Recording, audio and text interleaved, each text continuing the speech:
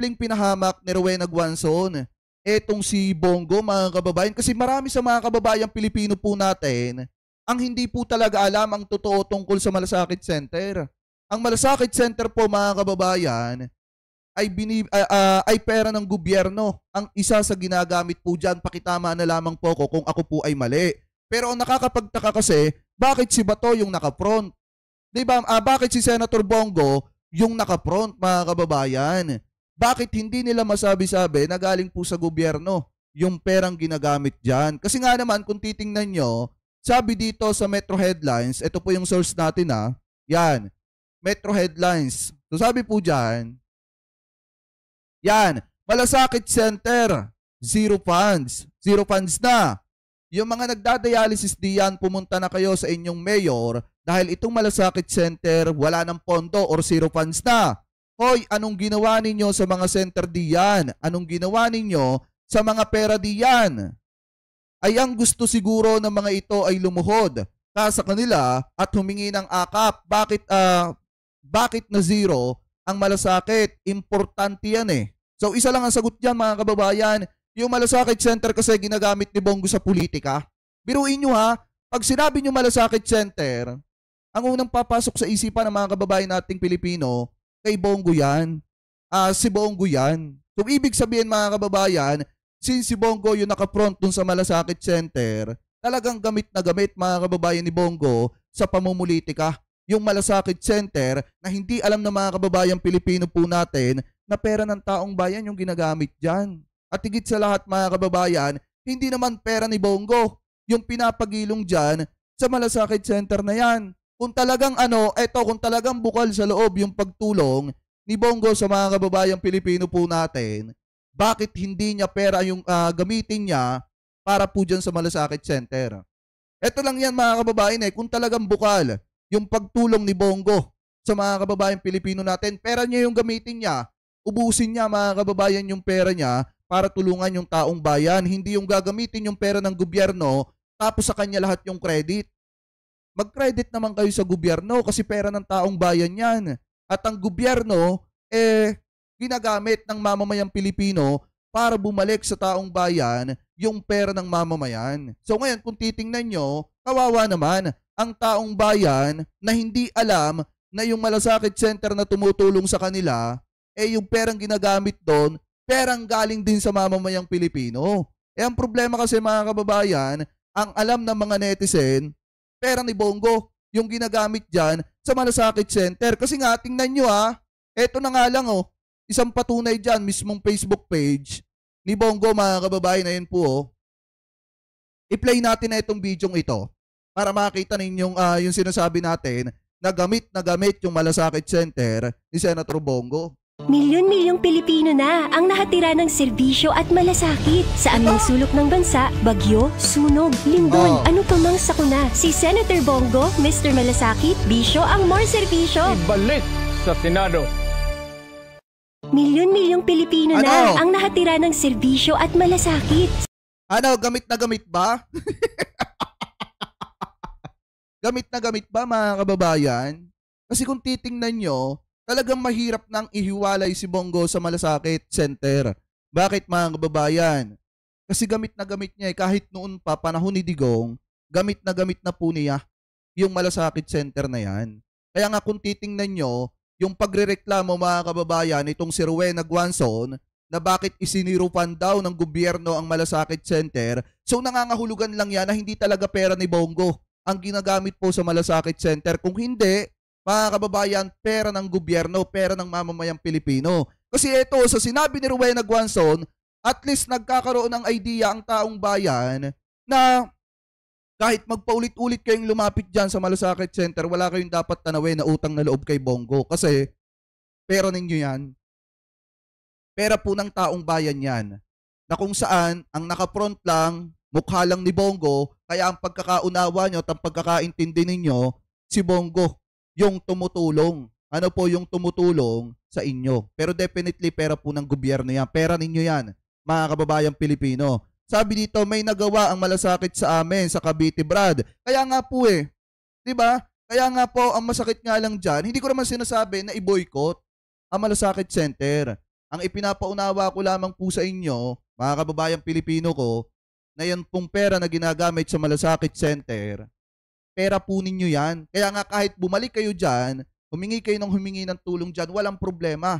Kasi pera po ninyo yan, mga kababayan. Ang malungkot nga lang kasi yung Malasakit Center, pag sinabi mong Malasakit Center, mukha ni Bongo yung nakalagay doon at masyadong gamit na gamit, mga kababayan. Ano po? So ngayon, kung titingnan nyo, dito sa sinabing ito ni Rowena Guanzon, mga kababayan, na bakit daw itong Malasakit Center ay zinero fund, mga kababayan, isa lang po ang sagot dyan. Kasi masyadong gamit na gamit ng politiko na si Bongo, mga kababayan, sa kanyang pangangampanya. Kasi ang pagkakaunawa ng mga kababayang Pilipino natin, pera ng taong bayan yung ginagamit, pera ni Bongo yung ginagamit dyan. Kaya nga, kung titingnan nyo, pag pumunta kayo sa mga Malasakit Center, itama nyo na lamang po ko kung ako po ay mali, makikita nyo yung malaking larawan dyan ni Bongo. Ngayon, sa mga kababayan nating normal na Pilipino, yung mga normal na netizen, mga kababayan, pag nakita nyo yung nakalagay yung mukha ni Bongo doon, iisipin nyo, kanya yon.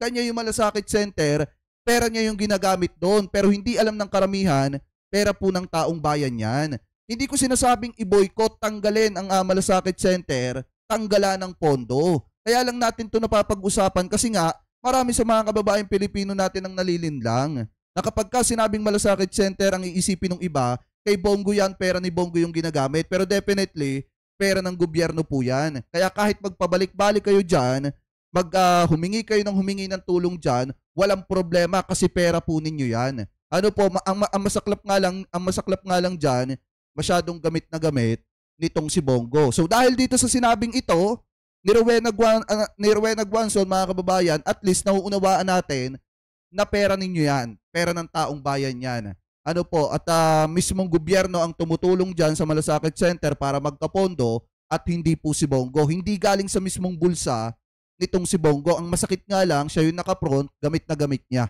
Ano po, so ngayon, punta naman po tayo dito pa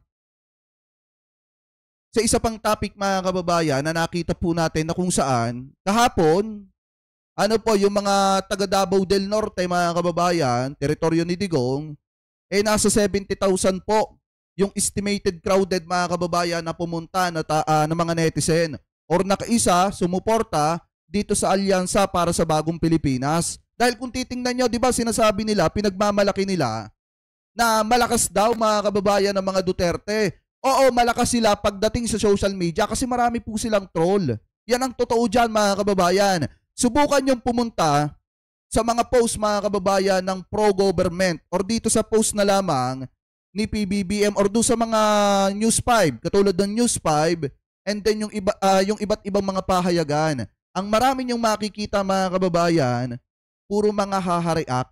Ibig sabihin, yung mga nagre-react daw, subukan yung mag-click dyan. Kapag ka nakalock profile at yung profile ay hindi naman talaga tunay na tao, troll yan, mga kababayan. Ibig sabihin, yan po, mga kababayan, ay sinugo ng kampo ng kasamaan para siraan ng gobyerno on social media. Kaya nga lamang na lamang sila. Pagdating sa social media, mga kababayan, kasi unang-una, naandyan po yung napakarami nilang troll. Kaya nga sila yung unang nag-react noong lumabas yung bagong bill, mga kababayan, na kung saan anti-troll farm bill. Kasi nga, marami silang troll, mga kababayan. Ano po, so ngayon, panoorin natin kung gaano kadami sa aktual, sa personal, mga kababayan, ang mga Marcos loyalist na sumusuporta sa gobyerno ni PBBM. Eto, i-play po natin. Sana hindi tayo maka-copyright ng sounds.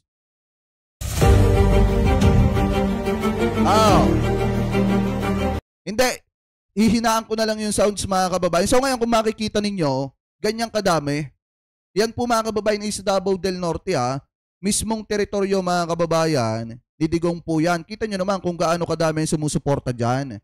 Ano po, tapos sasabihin lang nung iba na wala na daw sumusuporta sa gobyerno kasi hindi na daw po gusto ang pamamalakad ni PBBM. Pero kung titingnan nyo, mga kababayan, ayan o, kaya nga mas maganda na ipakita rin nila aktual kung gaano karami pa rin ang sumusuporta sa mga Duterte. Hindi yung sa social media sila magbabase. Kasi yung mga naandya naman, yung iba hindi naman tunay yan.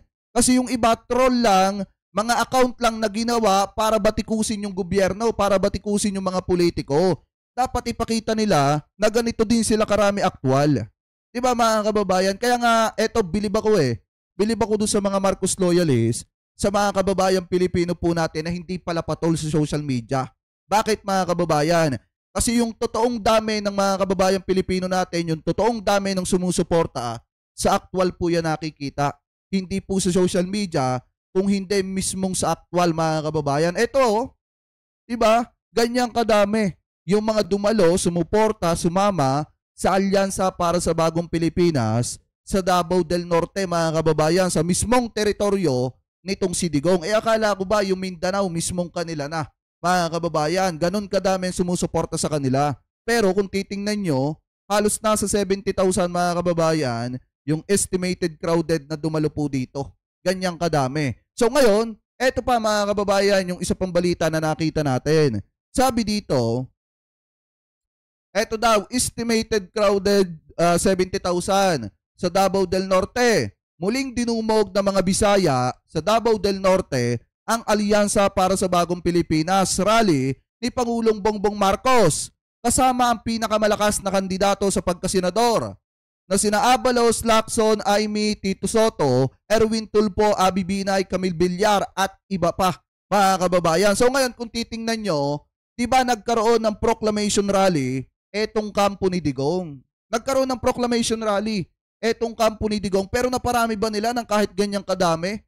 Mga kababayan, yung kanilang proclamation rally, sabi nga ni Atty. Larry Gadon, or ni Sec. Larry Gadon, mga kababayan, nagmukha daw PTA. Mas marami pang nanonood sa mga beauty contest, mga kababayan, ano po, dun sa mga gay beauty contest, kaysa po dun sa ginawa po nila na proclamation rally na hindi man lang nila nailatag yung kanilang plataforma, mga kababayan. Buti pa nga dito mga kababayan, sa proclamation rally na isinasagawa ng Alyansa Bagong Pilipinas, makikita po natin, madidinig natin yung kanilang mga nagawa na, and then yung kanilang mga plataforma, yung kanilang mga gagawin pa. Samantalang yung kabila, natapos na lahat-lahat yung kanilang oras, mga kababayan, puro suka lang yung pinag-uusapan, puro issue lang ng suka yung tinatalakay. Ano namang matututunan doon ng mga kababayang Pilipino natin? Ano namang aasahan natin doon? Sa bagay, mga kababayan, kapag kasi ang dahilan kung bakit tumakbo sa politika or tumakbo sa pagkasenador ay isalba etong si Sara Duterte, wala talaga tayong maaasahan dyan na plataforma. Wala talaga tayong maririnig dyan na gagawin nila in the future para makatulong sa mga kababayang Pilipino po natin. Kasi nga, kaya lang naman tumakbo yung iba dyan, kaya lang naman pinatakbo yung iba dyan para idepensa si Sara Duterte. At yan naman siguro ay narinig ninyo doon sa proclamation rally ng kabila ng kampo nitong si Digong, na kung saan yung iba mga senador doon na hindi naman kilala na tumatakbo sa pagkasenador, mga kababayan, ang laging sinasabi nasa likod lang sila ni Sara Duterte. Ibig sabihin kaya sila tumakbo para depensahan etong si Sara Duterte sa issue ng impeachment. Kapag ka umupo na sila, nahurado, hukom dyan sa mangyayari na impeachment trial.